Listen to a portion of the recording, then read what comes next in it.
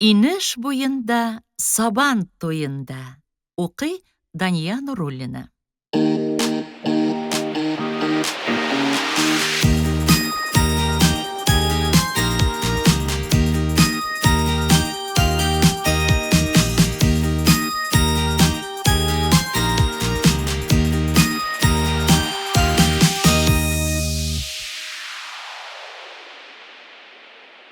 Иртәгә безнең бәйрәм, уйнарбыз әйлән-бәйлән. Күңелле дә соң бөҗәкләрнең сабан туйлары, гөш килер инеш буйлары дип, безелдәшкән тавышка биләүдәге игезәк күбәләк бәбиләр уянып киттеләр. Һәм гаҗәпләнеп, тирә-юньгә озак кына карап яттылар. Якты дөнья йөзен әле беренче мәртәбә күрүләр иде аларның. Уттай кызгылт сары шар асылынып торган нурлы күгелҗем күктә. Салпы яфракларын кыштырдатучы бөдрә агачлар да. Аллы-гөлле чәчәкләр белән бизәлгән җир өстедә зур гәүдәле хайваннар да, вак кына бөҗәкләр дә, һәммәсе алар өчен куанычлы яңалык иде. Элек алар кайда яшәгәннәр, ни эшләгәннәр, бу гүзәллекне нигә күрмәгәннәр? Моннан башка урыннарда да шулай ук ямьле микән?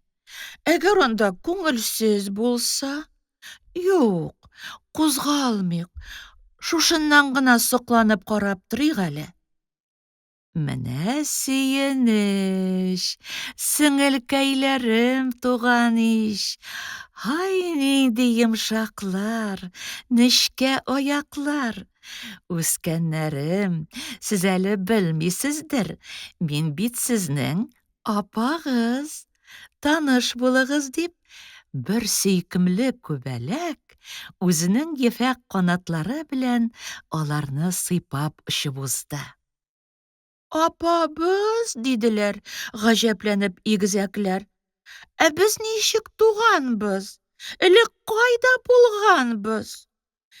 Зур үсә төшкәч, белерсез, барсын күрерсез.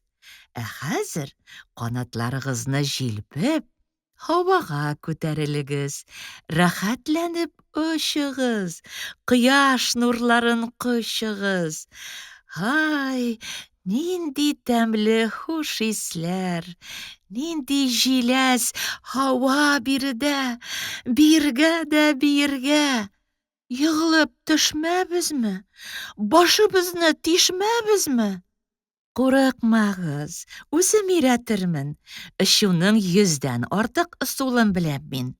Тәтә, мәтә, сәтә, нәтә, фәтә, кәтә, гәтә. Шулай сөйләнә, теге күбәләк уктай атылып югары күтәрелде. Һәм бераз һавада асылынып торды да, мәтәлә түбән төшә башлады.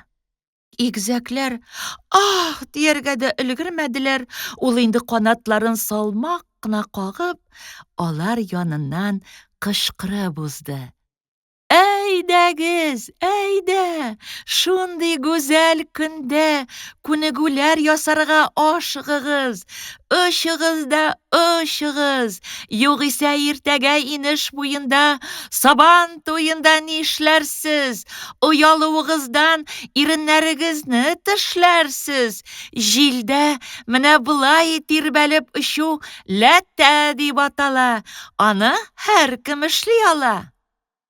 Һавага ничек күтәрелүләрен игезәкләр үзләре дә сизми калдылар. Әйтерсең лә, кояш үзенең нур җепләре белән аларны югарыга тартып алды. Тырпылдап биеклеккә менгән саен, күз күреме зурайганнан зурайды.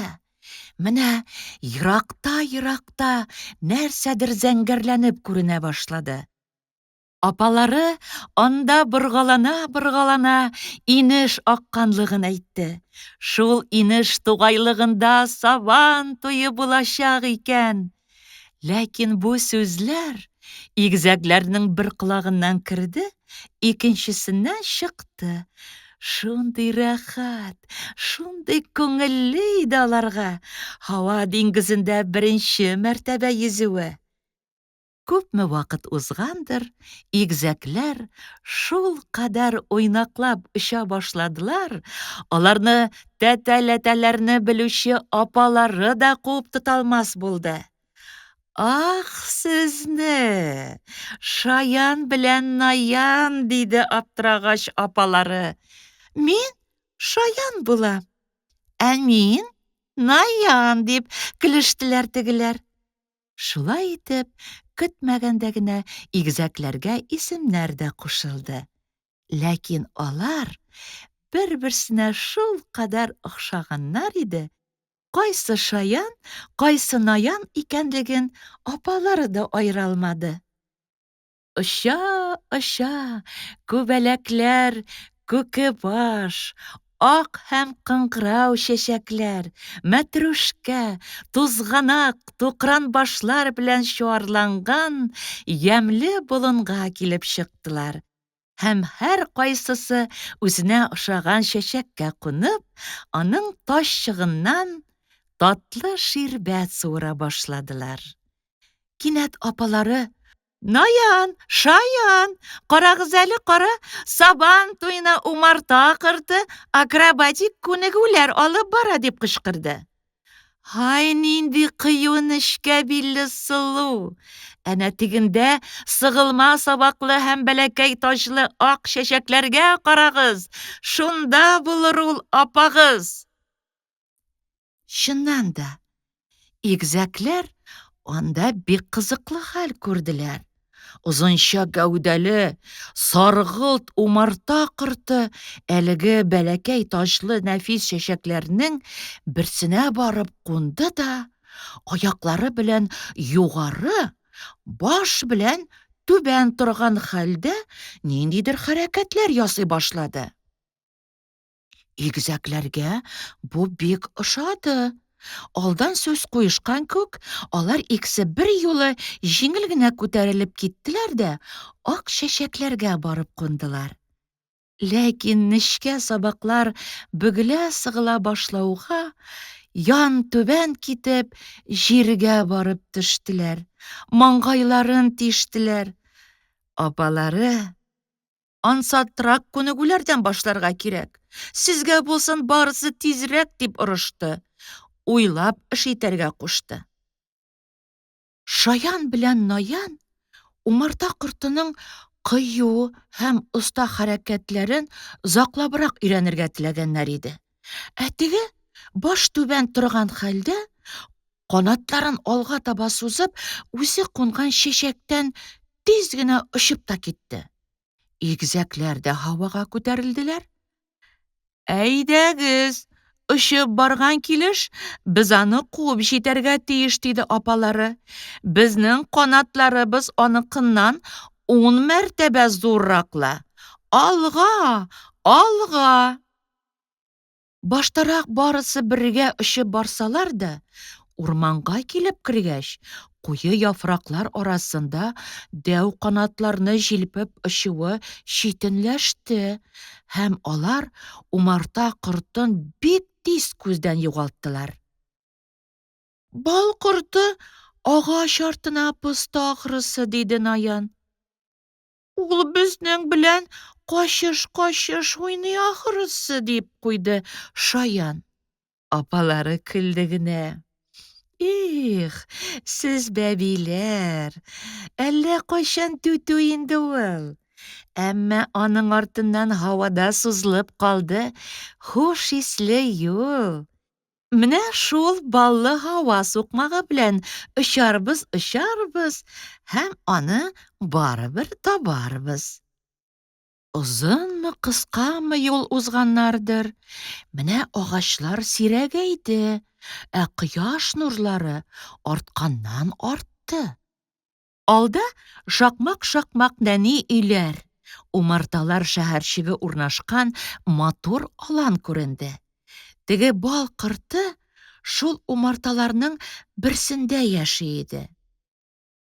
Аланның бер читендә шакмак өйләргә караганда бик күп мәртәбә зуррак бер йорт тора. Аның янында баудан үреп ясалган ятмә ятакта бер кызчык җырлый-җырлый тирбәлә. Шул баланы күрүгә Наян: «Карагыз әле, теге зур кортны ничек рәхәтләнеп ята!» дип кычкырды. Апалары шаркылдап көлде. «Хи-хи-хи-хи, таптың кырт! Җир йөзендә бездән башка әле кешеләр һәм хайваннар да бар. Умартачы бабайның шәһәрдән сабан туена кунакка килгән оныгы ул. Кичә мин аның янында булдым инде, куыш-куыш уйнадык. Мине чүт кенә үрмә күч». Апасының соңгы сүзләрен Шаян ишетмәде. Аның күзләре йорт кыегындагы пәрәвез ятмәсенә төште. Наян барып ятмагае дип, Шаян шунда ашыкты. Моны апалары күреп алды. «Наян! Наян, тукта!» дип кычкырды ул игезәкләрне бутап. Үз исеме атап әйтелмәгәч, Шаян бу кисәтүгә игътибар итмәде. Очып барып, үрмәкүчнең ау ятмәсенә сузылып ятты һәм килеп капты. Менә канатлары да, аяклары да пәрәвез җепләренә буталып калган Шаянның кызганыч тавышы белән зыңлавын ишетеп, күп кырмавычлы үрмәкүч үзе дә килеп чыкты. Аның күзләре ут кебек яна иде. Менә хәзер чага! Кинәт шул чак җырлый-җырлый тирбәлеп ятучы кызчык гамактан сикереп төште дә, йөгереп килеп, озын таяк белән Шаянны пәрәвез ятмәсеннән тартып алды. «Харап була ястың бит, Шаян күбәләк! Котың алынгандыр. Әйдә, безнең өйдә бераз хәл җый» дип, ул аны гөлләр куелган ачык тәрәзәдән бүлмәгә кертеп җибәрде. Куркудан дер-дер калтыранган Наян да апасы белән бергә Шаян янына очып керде һәм алар төнне шунда гына уздырырга булдылар. Иртәгесен кояш тәрәзәдән карый башлауга, беренче булып кызчык уянды һәм гөлләрне алып куйды да күбәләкләрне тышка чыгарды. «Чәчәкләргә миннән сәлам әйтегез, кичен тагын килегез» дип кул болгап озатып калды. Сабан туйлары буласын белгәнмени. Ай-һай, матур иде бу җәйге иртә. Һавасы шундый җиңел, урманда бер генә яфрак та селкенми, үләннәрдәге чык тамчылары кояш нурларында инҗе бөртекләредәй җемелдиләр. Шунда төн уздырган коңгызлар кыяк үләннәрнең иң очына менеп җитәләр дә, выжылдап һавага күтәреләләр. Көтү-көтү умарта кортлары төрле бийеклектә кәкре кыексызыклар ясап, гыш килеп очалар. Агачлар арасындагы ачыклыклардан инеш буена сабан туена ашыгалар. Аларның тоташ агымы алтын өермәдәй булып безнең күбәләкләрнең баш өстеннән узды. Ара-тирә бәйләнчек чебен чиркиләр дә, аларны аулаучы энә караклары да күренгәләп китә. Бөҗәкләр һәммәсе бер якка очалар. Шаяннар да шунда юл тоттылар. Башта урман аша бардылар. Як-якта сылу аккаеннар утырып кала, юан имән, хуш исле юкә, тәңкә яфраклы усаклар очрый. Бераздан соң гаять ямьле әрәмәлек башланды. Үзара бик матур булып катнашып үскән кура җиләге карлыган куакларыннан тәмле ис аңкый. Чут-чут итеп сандугачлар сайрый. Тагын бераз очуга, анда-санда куаклар, берән-сәрән агачлар үсеп утырган гаҗәеп матур бер болынга килеп чыктылар. Менә шушы инде ул якты инеш тугайлары. Менә шунда була инде бөҗәкләрнең сабан туйлары, диде игезәкләрнең апалары. Шаян белән Наян бу гүзәллеккә хайран булып туктап калдылар. Каршы яктагы калкулык инешкә таба сөзәкләнеп төшә. Үтә күренмәле тып-тын су өстендә, көзгедә күренгәндәй, бөдрә талларның күләгәләре чагыла. Ә биредә, болында, чәчәкләрнең ниндиләре генә юк, һәммәсе елмаешып торалар. Рәхим итегез, теләгәнчә татлы су эчегез. Хәл алып, тыныч кына ятып торасың, яисә рәхәтләнеп тирбәләсең килсә, агачлар күләгәсендә асылмалы ятаклар, пәрәүз ятмәләре әзер. Юк, курыкмагыз, бүген үрмәкүчләр берәүгә дә тимәячәкләр. Зур имән төбендә, ачык эстрадада оркестр урнашкан. Скрипкачы Шикерткә, кубызда уйнаучы Май кыңгызы, торбачы Күбәләк, барабанлы Әкәм-Төкәм һәм башка музыкантлар шунда җыелганнар. Каршыларына Махаон атлы Күбәләк баскан. Менә трибунага иң хөрмәтле бөҗәкләр, умарта кортлары һәм кырмыскалар күтәрелде. Шуны гына көтеп торган дирижер канатын җилпеп җибәрде. Болында һәммә тавышларны эченә алган көчле бер моң, табигать гимны яңгырап китте. Бу парад башлануын хәбәр итү иде. Беренче булып төрле гимнастик хәрәкәтләр ясап, тере чәчәкләр, киң тәңкә канатлы күбәләкләр очып уздылар. Алар арасында игезәкләр дә бар иде.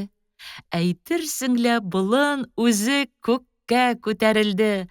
Уттай кызгылт сары, җете ак, сыек фирәзә, куе күк, яшькелт кара, зәңгәр су шәмәхә, аксыл Миләүшә, кыңгырт көрән, ачык яшел һәм башка бик күп төсләрне бергә җыйган табигать бизәге иде бу.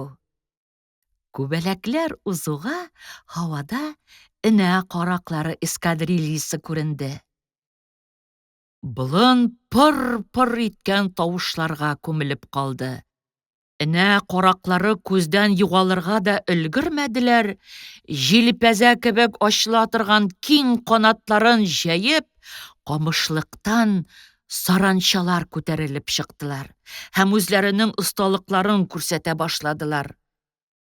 Иң соңыннан туры канатлылар армиясын төгәлләп, кыр һәм өй чикерткәләре бөтен мәйдан аша сикерешеп уздылар.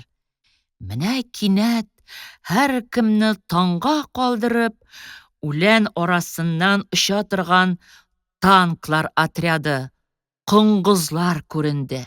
Аларның ялтыравыклы каты канатларына әйтерсең кояш үзе кунган иде. Һаваны куанычлы гөжләү биләп торды. Бихисап кырмыскалар армиясы вәкилләренең күпчелеге җирдән, тик кайберләре генә һавадан узды. Алар артыннан шулай ук элпә канатлылар тукымына керүче умарта кортлары оча иде.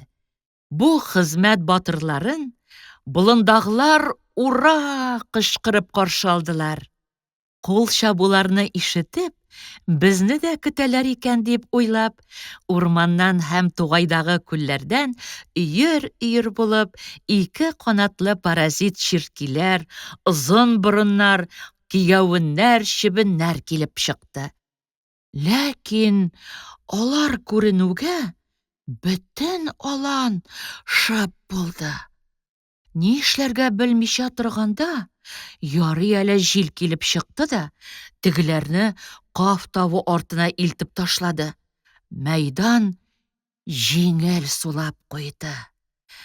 Без, бөҗәкләр, җир йөзен гөл бакчасына, муллык чыганагына әверелдерү өчен тырышабыз дип башлады үзенең тантаналы кереш сүзен умарта кортларының анасы чал чәчле Балҗамал. Бу билгеле җиңел эш түгел. Оста йөгерә, оча һәм суда йөзә белүче батырларны тәрбияләүдә безнең сабан туйларыбыз мактаулы урын тота.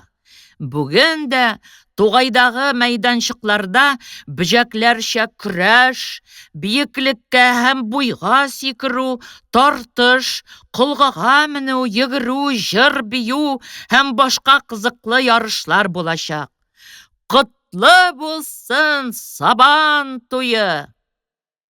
Оркестр бөҗәкләр маршын уйнап җибәрде. Шуны гына көтеп торган игезәкләрне апалары көрәш мәйданына алып китте. Иң кызыгы шунда инде аның. Бөтен тугайга тарала даның, диде ул. Чит илдән килгән ниндидер Кампанотус атлы кырмыска безнең җирәнкәй белән көрәшәчәк. Җиңүчегә бүләк итәрбез чәчәк. Тамашачылар шул кадәр күп иде. Безнең күбәләкләргә вертолет кебек һавада асылынып торган хәлдә генә карарга туры килде. Менә яшел хәтфә келәмгә 2 көрәшче килеп чыкты. Аның берсе яшел алан кырмыскалары вәкиле Чандыр җирәнкәй. Икенчесе шактый юан һәм буйга да дәүрәк саркылт кара Кампанотус иде. Аны күрүгә тамашачылар авыр сулап куйдылар. Балҗамал «Башлагыз!» дигәч, көрәшчеләр мәйдан уртасына чыктылар һәм бер-берсенең билен сүз билбау белән ләктереп көч сынаша башладылар. Яшел алан кырмыскасының аяклары җиңелчә генә тирбәлә, ныклык сакларга тырыша, ә кунак үзен кулга кебек туры тота. Кинәт Кампанотус бераз алга аушты да, биленнән бик нык кысып, җирәнкәйне күтәреп алды. Әмма шул ук мәлдә безнең батыр көчле ымтылыш ясады һәм теге тигезлеген югалтып җиргә барып төште. Бер-берсенә ябышкан көрәшчеләр чирәмдә йомгак кебек тәгәри башладылар. Ниһаять, Балҗамалның кушуы буенча көрәшчеләр аякларына бастылар. Җирәнкәйнең бөтен тәненнән су ага. Ә Кампанотус чиләктәге балык кебек авызын зур ачып, еш-еш сулый иде. Безнең батыр кунакның бу хәленнән файдаланып калырга теләде булса кирәк, яңадан аңа ташланды. Кампанотусның биленнән кыскан килеш аны җирдән күтәрергә һәм уңга ыргытырга теләгәндә, җирәнкәй авып китте. Ләкин тамашачылар итәргә дә өлгермәделәр. Ул тегене баш аша шап итеп җиргә бәрде. Үзе бары тик җилкәсе белән генә чирәмгә тиеп алды. Мондый искиткеч уңышны берәү дә көтмәгән иде. Бөтен алан гөжләргә тотынды. Безнең күбәләкләр һавадан җирәнкәйнең өстенә аппак чәчәкләр сиптеләр. Аннан соң игезәкләр кыңгызларның бер тоташтан 10 мәртәбә кылгага менеп төшүләрен, бал кортларының нәзакәтле биюләрен, чикерткәләрнең күз күреме җитмәс ераклыкка сикерүләрен карап тордылар. Шулай тыныч кына торганда, нәниләр мыштым гына елап җибәрделәр. Сезгә ни булды? Әллә кояш суктымы дип сорады апалары. Шаян белән Наян икесе бер юлы безнең дә ярышта катнашасыбыз килә диештеләр. Әллә кайчан шулай диләр аны. Менә хәзер инеш аркылы очып чыгу ярышлары башлана. Әйдәгез шунда. Яр буенда шөпшәләргә охшаган, ләкин алардан кечерәк очлы кылычлы ниндидер бөҗәкләр очып йөри иде. Аларны күргәч, Наянның исе китте. Карагыз әле, ниндиләр! Арлы-бирле йөриләр дип кычкырып җибәрде ул. Алар вак кырсаклар дип аңлатты апалары. Үткен кылычлары иң каты агачны да тишеп керә ала. Шулар ярдәмендә алар урман корткычларының тәненә күкәй салалар. Ни уйлап алар яр буйлап, арлы-бирле очалар? Безне дә үз яннарына килергә кушалар. Бу сорауга игезәкләрнең апалары булай дип җавап бирде. Инеш аркылы очып чыгу ярышының судьялары алар. Әнә стартка тезләләр, әнә караклары, умарта кортлары. Әйдәгез тизрәк, урын алып калырга кирәк. Игезәкләр ярышка катнашучы башка күбәләкләр белән бергә симез аяклы, яшел майкалы әнә караклары янына урнаштылар. Апалары бер туктаусыз киңәшләр биреп торды. Канатларыгызны киеребрәк ачыгыз, югарыданрак очыгыз. Бөгелмәгез, иелмәгез, суга якын килмәгез. Инеш үзенә тартып алмасын. Үкенечкә калмасын. Мин сезне шушында гына көтеп торам.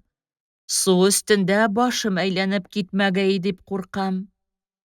Бу сүзләр Шаянның бер колагыннан керде, икенчесеннән чыкты. Ул үз янындагы энә карагы белән танышып калырга ашыкты. Әйдә, икәү генә ярышабыз. Су өстендә быргаланып, сыргаланып, ләттә, хәттә, гәттә, фәттә, нәттә, рәттә, мәттә, тәтә сулары белән очабыз. Шаян ләтә тәтәләрне күрсәтмәкче булган иде, энә карагы коры гына. Финишка барып җитим дисәң тизрәк, туп-туры очарга кирәк диде. Шаян көлде генә. Ансын аның кемдә белә? Син менә миннән ирәнеп кал. Ләтә тәтәләрне ясап та беренчелекне ал. Шунда бәхәс бүленде. Старт бирелде. Бүтәннәр белән бергә Шаян да югарырга ыргылды. Һавада әз генә асылынып торгач, түбән төшә башлады.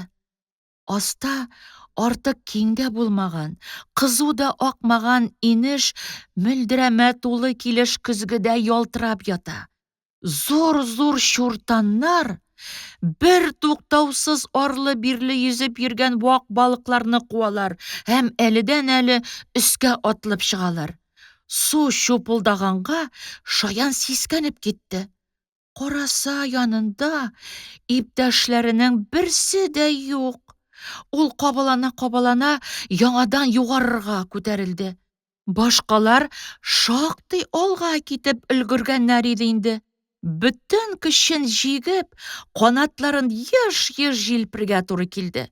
Куып җитеп узып китим дигәндә, кинәт хәле бетеп, Шаян таштай атылып, түбән төшә башлады.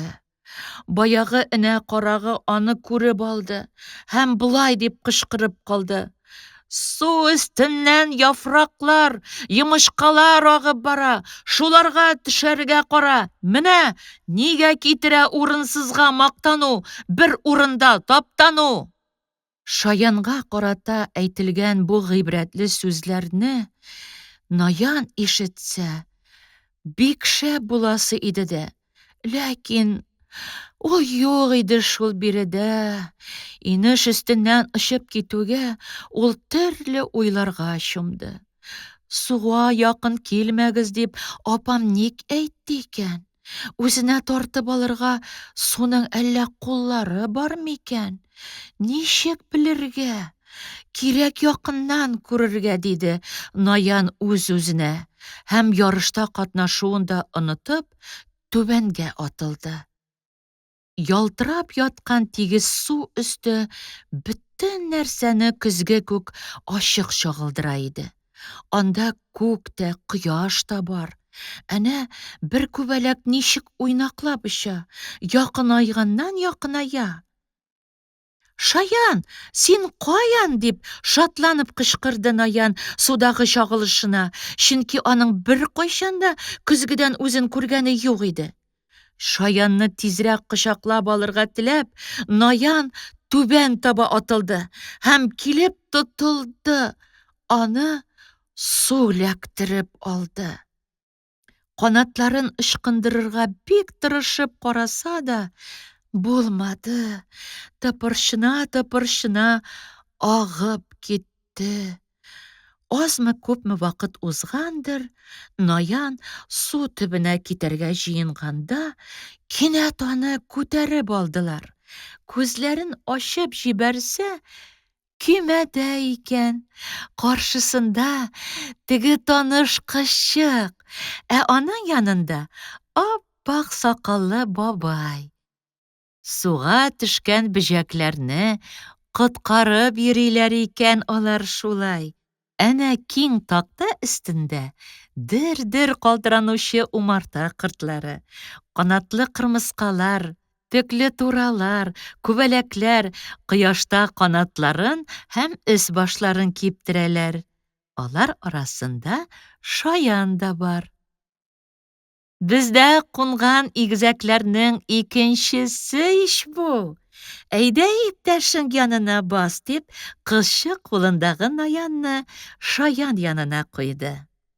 Буйыгып кына утырган Шаян, Наянны күргәч, куанычыннан канатларын җилпеп җибәрде. «Ах, Наянкай, син дә исән икән.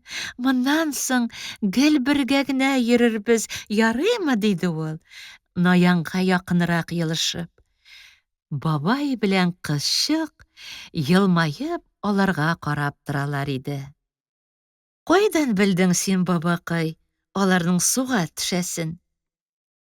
«Бу вакытны, һәр елны шул хәл. Бүген аларның сабан туйлары бит». «Китсәнә, бөҗәкләрнең сабан туйлары буламыни? Ничек кенә була әле. Менә монда безнең инеш тугайлыгына җыелалар. Шаяртмыйсыңмы, бабакай?» «Хе-хе-хе, узган ял көнне Казанга сине алырга баргач, бер балалар язучысын күргән идем. Бөҗәкләр сабан туен карарга чакыргач, ул да синең кебек. Шаяртмыйсызмы, бабай?» диде. Әмма шулай да килергә булган иде. Сүзендә торса, безнең умарталыкка да кереп чыгарга тиеш ул. Син, кызым, аңар игезәкләр турында сөйләрсең, яме? «Ай, бабакай, ул язучы килде микән соң?» Июль 1965 ел.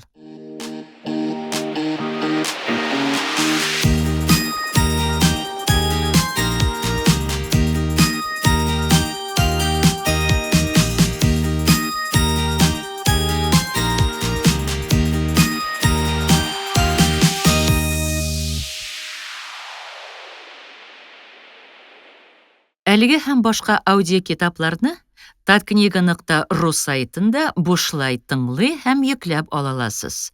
Аудиокитапларны коммерция максатларында куллану тыела. Татарстан китап нәшрияты 2019 ел.